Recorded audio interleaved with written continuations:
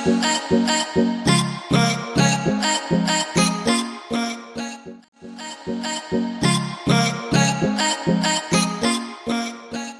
चलिए दोस्तों, अब हम लोग पढ़ते हैं मैट हीमोग्लोबिन के बारे में कि मैट हीमोग्लोबिन क्या होता है।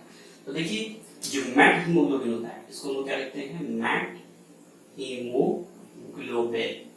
मैट हीमोग्लोबिन ये एक्चुअल में क्या होता है, इसको हम लोग कहते हैं ऑक्सीडाइज्ड फॉर्म ऑफ हीमोग्लोबिन। जब हीमोग्लोबिन को हम लोग ऑक्सीडाइज कर दें तब उसको हम लोग कहते हैं मैट हीमोग्लोबिन। तो यहाँ पे क्या होता है कि जो नॉर्मल हीमोग्लोबिन होता है, तो नॉर्मल हीमोग्लोबिन में हम लोग देखते हैं कि एक क्या होता है, एक आयरन एटम होता है, ठीक है, जो +2 स्टेट में होता है। उससे क्या होता है, एक पोरफायरिन रिंग के 4 नाइट्रोजन एटम बॉन्डेड होते हैं, कुछ इस तरह से अगर हम इसका स्ट्रक्चर बनाते हैं, ठीक है। ये मान लीजिए हीम ग्रुप है, ये एक हीम ग्रुप है जिसमें एक आयरन एटम है। अब ये क्या होता है कि इसमें ये हीम ग्रुप क्या होते हैं, ये सराउंडेड होते हैं एक प्रोटीन चेन से। किससे सराउंडेड होते हैं, ये होती है प्रोटीन चेन होती है, ठीक है।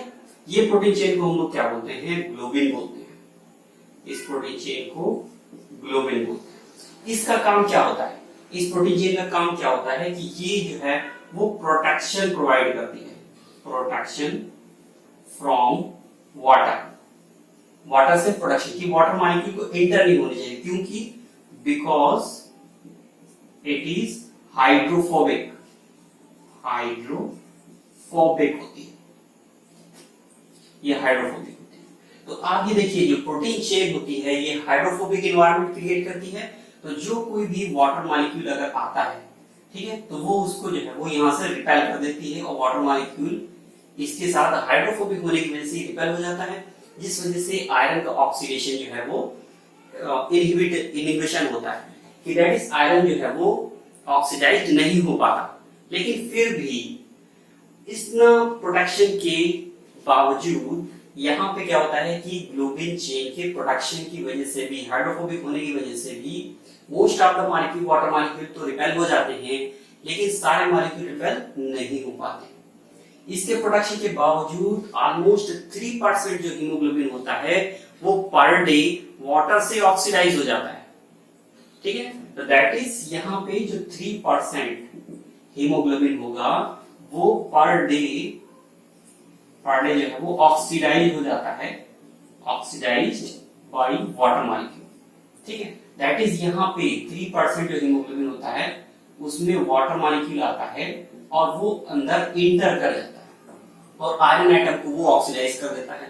तो जब ये ऑक्सीडाइज हो जाएगा, क्या होगा, ऑक्सीडाइज्ड बाय वाटर, ये ऑक्सीडाइज हो जाएगा, जिसमें आयरन एटम जो है फिर किस स्टेट में कन्वर्ट हो जाएगा, +3 स्टेट में कन्वर्ट हो जाएगा। और ये +3 स्टेट में जब ये कन्वर्ट हो जाएगा तब हम इस हीमोग्लोबिन को क्या बोलेंगे, ऑक्सीडाइज्ड फॉर्म ऑफ हीमोग्लोबिन बोलेंगे। यहाँ पे क्या हुआ, वाटर मॉलिक्यूल इंटर कर गया, 3% हीमोग्लोबिन जो है वो पर डे ऑक्सीडाइज हो जाती है वाटर मॉलिक्यूल से, और आयरन एटम +3 स्टेट में चला जाता है। तो इस ऑक्सीडाइज्ड फॉर्म ऑफ हीमोग्लोबिन को हम लोग क्या बोलते हैं, मैट हीमोग्लोबिन बोलते हैं, मैट हीमोग्लोबिन बोलते हैं। क्या बोलते हैं, मैट हीमोग्लोबिन। ये क्या है, ऑक्सीडाइज्ड फॉर्म ऑफ हीमोग्लोबिन। इसको इन शॉर्ट में कैसे लिखते हैं, PFE3 लिखा जाता है, ठीक है, PFE3 लिखा जाता है। तो ऐसे तो आप समझ रहे होंगे कि 3% अगर डेली हीमोग्लोबिन ऑक्सीडाइज हो जाता है तो एक टाइम ऐसा आएगा कि सारा का सारा जो हीमोग्लोबिन है वो ऑक्सीडाइज हो जाएगा और ऑक्सीडेशन जो है वो इनहिबिट हो जाएगा और अल्टीमेटली डेथ हो जाएगी।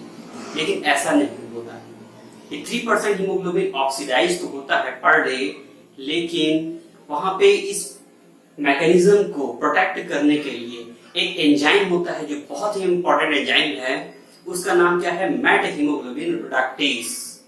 वो मैट हीमोग्लोबिन रिडक्टेस है वो इसको फिर रिवर्ट कर देता है नॉर्मल हीमोग्लोबिन में। दैट इज जो 3% हीमोग्लोबिन जो कन्वर्ट हो जाता है मैट हीमोग्लोबिन में, ये जो मैट हीमोग्लोबिन है वो ऑक्सीजन ट्रांसपोर्ट में पार्टिसिपेट नहीं करती, that is do not participate in oxygen transport. Oxygen transport पे ये पार्टिसिपेट नहीं करता, तो ऑक्सीजन ट्रांसपोर्ट में पार्टिसिपेट नहीं करता है, इसलिए ये इनएक्टिव फॉर्म होता है।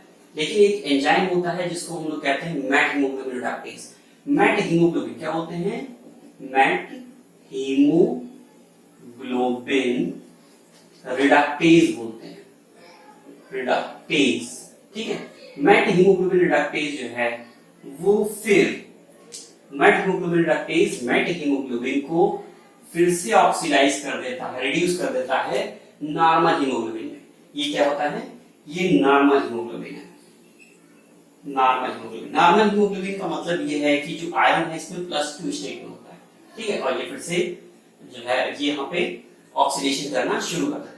तो हमें ये बात समझ में आई कि हीमोग्लोबिन मॉलिक्यूल में आयरन एटम +2 स्टेट में होता है, और जो ग्लोबिन प्रोटीन होती है वो हाइड्रोफोबिक एनवायरनमेंट क्रिएट करती है, वाटर को रिपेल कर देती है। लेकिन फिर भी 3% जो हीमोग्लोबिन होता है वो पर डे वाटर मॉलिक्यूल से ऑक्सीडाइज हो जाता है।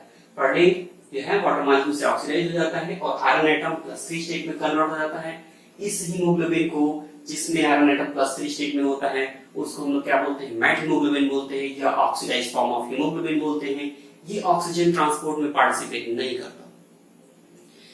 और इस मैकेनिज्म को रोकने के लिए एक एंजाइम होता है जिसको हम लोग कहते हैं मैट हीमोग्लोबिन रिडक्टेज। ये methaemoglobin reductase methaemoglobin को फिर रिड्यूस कर देता है नॉर्मल हीमोग्लोबिन में, और ये फिर ऑक्सीडेशन में पार्टिसिपेट करना शुरू कर देता है।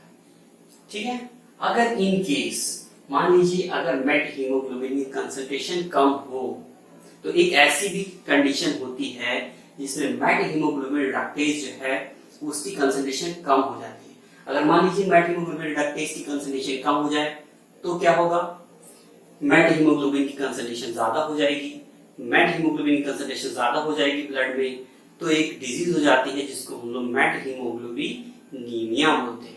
ठीक है, तो हम क्या पढ़ेंगे कि that is in case when low level of methaemoglobin reductase. ठीक है, जब ये एंजाइम है मैट हीमोग्लोबिन रिडक्टेज की कंसंट्रेशन कम होगी तो क्या होगा? मैट हीमोग्लोबिन की कंसंट्रेशन बढ़ेगी। तो इससे क्या होगा? Increase level of methaemoglobin. तो मैट हीमोग्लोबिन रिडक्टेज की कंसंट्रेशन जब कम होगी तो मैट हीमोग्लोबिन रिडक्टेज की कंसंट्रेशन जब कम होगी तो मैट हीमोग्लोबिन की कंसंट्रेशन बढ़ेगी, और मैट हीमोग्लोबिन की जब कंसंट्रेशन बढ़ेगी तो एक डिजीज हो जाती है जिसको हम लोग कहते हैं मैट हीमोग्लोबिनीमिया बोलते हैं। क्या बोलते हैं? बहुत ही अच्छा टर्म है। क्या बोलते हैं? मैट हीमोग्लोबिनीमिया। तो मैट हीमोग्लोबिनीमिया आप याद रखिएगा कि जब मैट हीमोग्लोबिन रिडक्टेज की कंसंट्रेशन कम होती है तो मैट हीमोग्लोबिन कंसंट्रेशन बढ़ जाती है, तो एक बीमारी हो जाती है या एक डिजीज हो जाती है जिसको हम लोग मैट हीमोग्लोबिनीमिया बोलते हैं। ठीक है, तो उम्मीद है आपको ये सब आज जो लेक्चर है वो समझ में आया होगा। तो अगर आपको हमारा वीडियो अच्छा लगा तो लाइक, शेयर और सब्सक्राइब करें। And thanks for watching.